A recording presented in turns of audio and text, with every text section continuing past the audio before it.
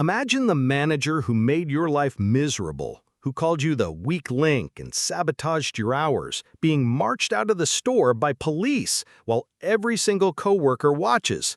And you're the reason justice finally caught up with her. If you've ever dreamed of seeing a workplace bully get exactly what they deserve, hit that like button, subscribe, and get ready, because this is one of the most satisfying revenge stories you'll ever hear. Right after high school, I landed a job at a pet store to help pay my way through college. I was young, eager, and honestly just grateful for the work. The store manager, Kurt, was a straight shooter. Work hard, go home, no drama. I respected that. But my immediate manager, Stephanie, she was a different story. Picture a large, snaggle-toothed woman with a permanent scowl and a chip on her shoulder. From day one, she seemed to have it out for me.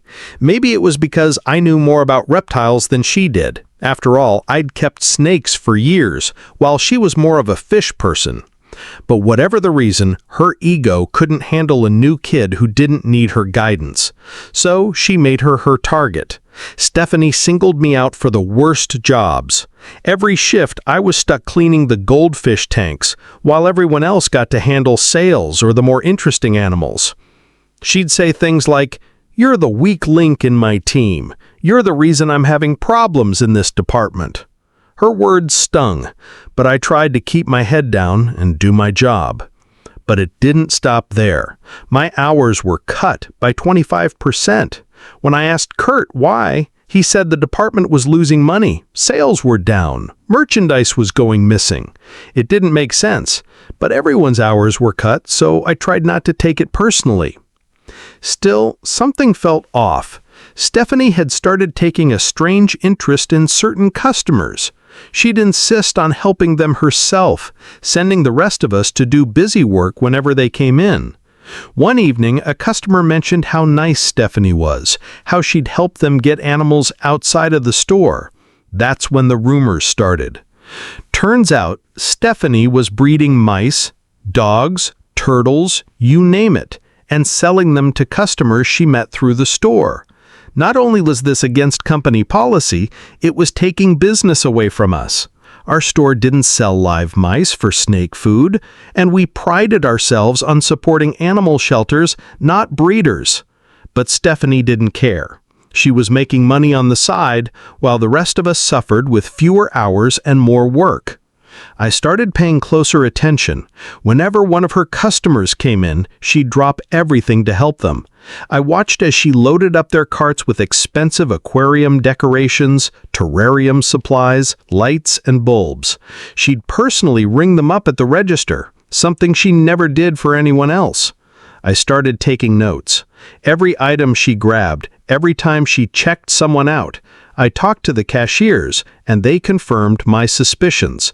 Stephanie was giving these customers huge discounts, sometimes even ringing up only half their items.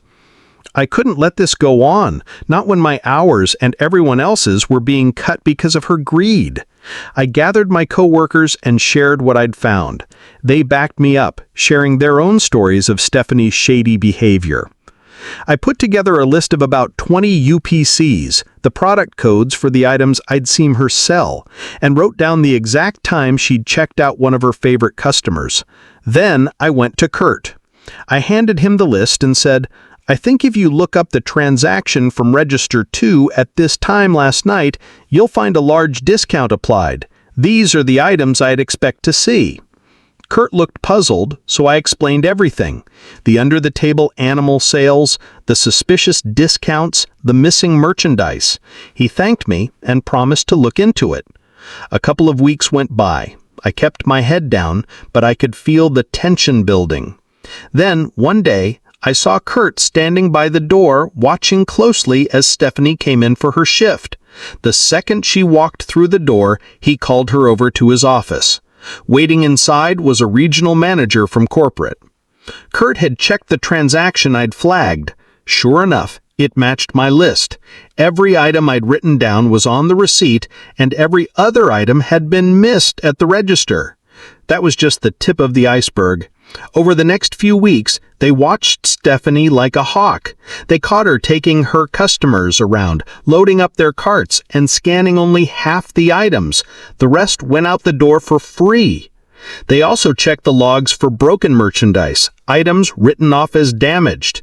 Stephanie had signed off on thousands of dollars worth of broken aquarium supplies, way more than any other quarter. In total, she'd stolen or given away over $3,500 in merchandise. The day of reckoning arrived. As Stephanie walked in, Kurt and the regional manager were waiting. They confronted her with the evidence: transaction logs, surveillance footage, and my list. She tried to deny it, but the proof was overwhelming. And just to make sure justice was served, Kurt had already arranged for the police to be there too. As soon as she was fired, the officers escorted her out of the store, in front of every single employee. 20 pairs of eyes watched as the woman who'd called me the weak link was marched out in handcuffs. She made eye contact with me as she passed. I couldn't help myself. I gave her a quick wink. Sometimes the people who try to make you feel small are hiding the biggest secrets, and sometimes all it takes is a little courage and a lot of receipts to bring them down. Justice doesn't always come easy, but when it does, it's worth every second. If this story gave you chills, smash that like button and tell us in the comments, what's the most satisfying workplace revenge you've ever witnessed? And of course, subscribe for more stories where karma finally catches up. Until next time, stand up for yourself and never let a bully write your story.